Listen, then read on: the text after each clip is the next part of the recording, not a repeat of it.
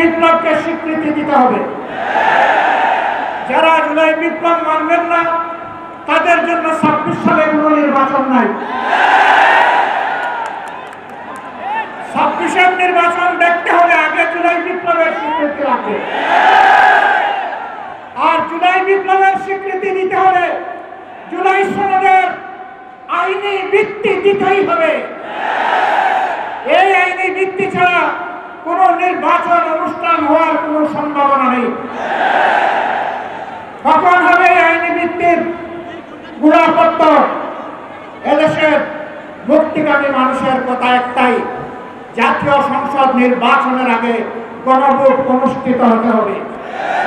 গণভোটের ব্যাপারে সকল দল একমত, তাহলে তারিখ নিয়ে এই বায়নাবাজি কেন? একমত হয়ে যখন স্বাক্ষর করেছি সবাই, তখন গণভোট আগে হওয়াই হচ্ছে যুক্তিযুক্ত।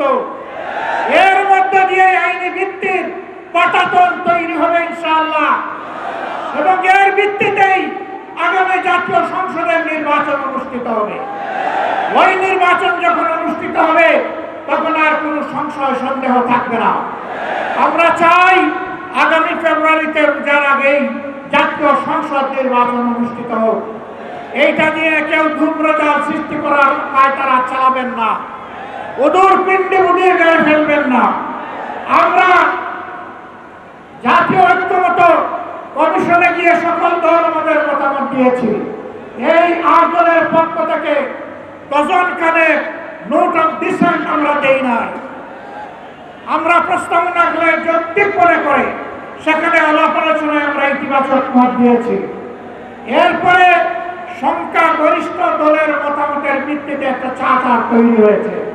এটি হচ্ছে গণতন্ত্রের কথা, যে সংখ্যাগরিষ্ঠ যা বলবে বাকিরা তাই মেনে নেবে। কিন্তু আমরা দেখলাম না, কেউ কেউ তা মেনে নিতে রাজি নয়। জুলাই সনদে যদি আপনি গণতন্ত্রের প্রতি শ্রদ্ধা না দেখান, জাতীয় নির্বাচনে আপনি শ্রদ্ধা দেখাবেন কিভাবে? এই জায়গায় আসতে হবে। সকল বায়না ভুলে যান। জুলাই শহীদের রক্তের প্রতি সম্মান দেখান। জুলাইয়ে যারা লড়াই করেছে বুক প্রাণ করে, যারা পঙ্গু আহত হয় এখনো দুঃখে দুঃখে কষ্ট করছে, মেহরবানি করে তাদের বুকের ভাষা বোঝার চেষ্টা করুন।